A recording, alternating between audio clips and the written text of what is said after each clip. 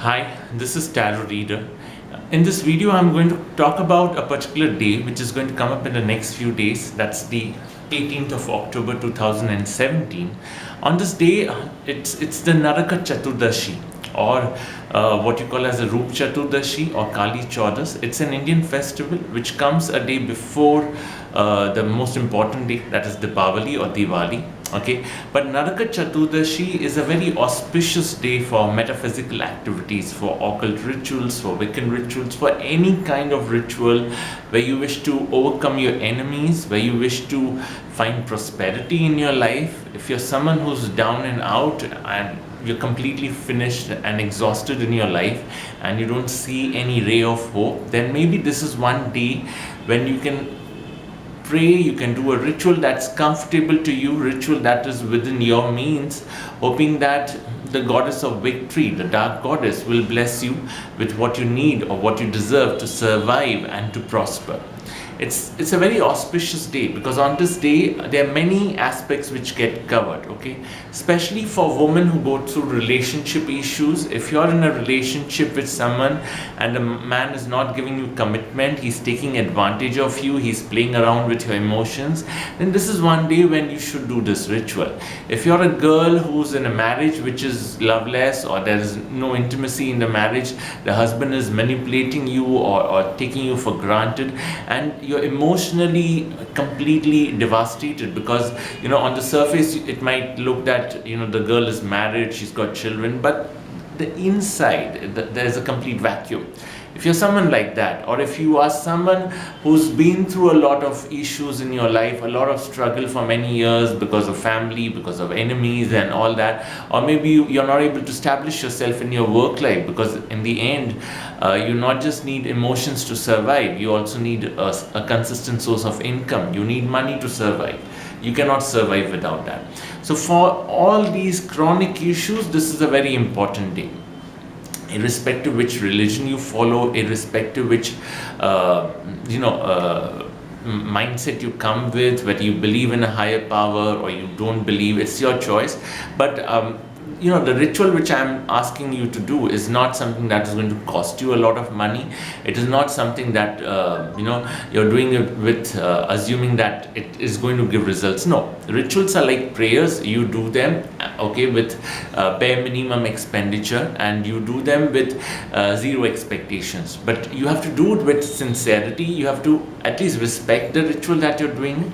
You have to consider it sacred. You can't just do it because it's supposed to be done and do it for the heck of it. No, you have to consider it sacred because somewhere when you give respect to that ritual is when something can be reciprocated.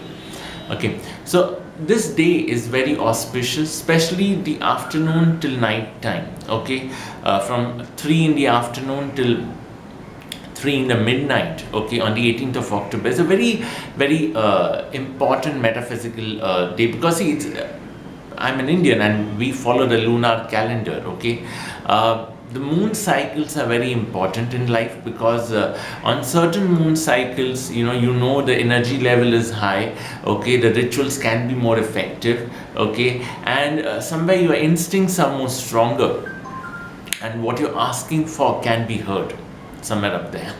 Okay, so what you need to do is, okay, irrespective where you are, the first thing I would advise is, I'm not asking you to go out and shop or buy anything lavish or expensive. What I'm saying is just ensure that you wear something in red, purple or maroon in your dressing, especially if you're a girl who's going through relationship issues. If you're a man who's going through money issues, legal issues, business issues, okay, then you need to wear a lot of browns and blacks on that day. But a girl needs to wear a lot of maroons, purples and reds. Blood red is more auspicious, and it should have more of, if you're someone who's Indian and who loves jazzy stuff, bling and all, then ensure that the zari is in gold, not silver.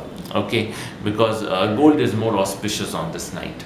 So what you can do is that either you can do it in your house, you can do it if it's possible for you and you don't have any issues, okay, you can do it in a cemetery as well. You can go to a graveyard or a cemetery because this is a night when you can ask the higher spirits to grant you your wishes. Okay, so you need to be dressed in those colors. Okay, anytime between 3 in the afternoon till 3 in the midnight. Okay, if you're doing it in the house or you're visiting a cemetery, you need to carry a red candle with yourself. Okay, it could be a jazzy one, it could be a tapered one. Okay, okay, or it could be a normal red one, it's up to you. Okay, even a tea light will do.